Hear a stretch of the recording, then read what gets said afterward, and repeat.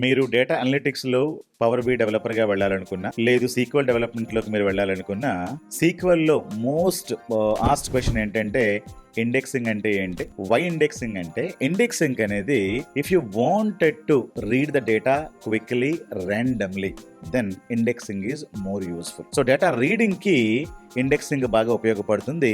Data writing కి indexing అసలు అక్కర్లేదు. డేటా రీడింగ్ కోసమే ఎందుకు మనకి ఇండెక్సింగ్ కావాలంటే ఒక సింపుల్ ఎగ్జాంపుల్ మీకు ఇస్తాను. ఐసిఐసిఐ బ్యాంక్ లోకి వెళ్తారు, స్టేట్ బ్యాంక్ లోకి వెళ్ళి మీరు ఏం చేస్తారు? This is my account number, tell me what is my balance అంటారు. ఇప్పుడు మీ కస్టమర్ డేటా, నా కస్టమర్ డేటా, ఇదంతా data state bank of India ఒకే దగ్గర స్టోర్ చేస్తుంది. అక్కడ ఎంతమంది కస్టమర్లు ఉంటారు? మిలియన్స్ ఆఫ్ కస్టమర్లు ఉంటారు. మనకి మిలియన్స్ ఆఫ్ కస్టమర్ నుంచి భాస్కర్ జోగి బ్యాలెన్స్ మాత్రమే తీసుకొస్తాం. అలాగా మనకి డేటా అంతా రీడ్ చేయకుండా ఏదో ఒక రో కానీ కొన్ని రోస్ కానీ మనం డేటా రిట్రీవ్ చేసినప్పుడు మనం ఇండెక్సింగ్ అనేది చక్కగా ఉపయోగిస్తూ ఉంటాం.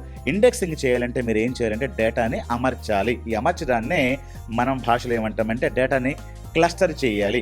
Okay, clustered index will be created when you create a primary key అని అంటారు. ఎందుకు అట్లా క్రియేట్ అవుతుంది అంటే మనకి డేటా ప్రాపర్ ఆర్గనైజేషన్ లేకుండా మనం ఇండెక్స్ రాయలేం. డేటా సార్ట్ అవుతుంది, ఒక మేనర్లో ఆర్డర్ జరుగుతుంది, తర్వాత ఇండెక్స్ పేజ్ క్రియేట్ అవుతుంది. మనం ఎప్పుడైతే సెలెక్ట్ స్టేట్మెంట్ కనుక ఇస్తామో అప్పుడు సీక్వెల్ ఆ ఇండెక్స్ పేజ్ను ఉపయోగించుకొని తర్వాత డేటా పేజ్లోకి వెళ్ళి డేటా తీసుకొని డేటా ఇస్తూ ఉంటుంది. ఇండెక్స్ అనేది గుడ్ ఫర్ రీడింగ్, ఇండెక్స్ అనేది బ్యాడ్ ఫర్ రైటింగ్.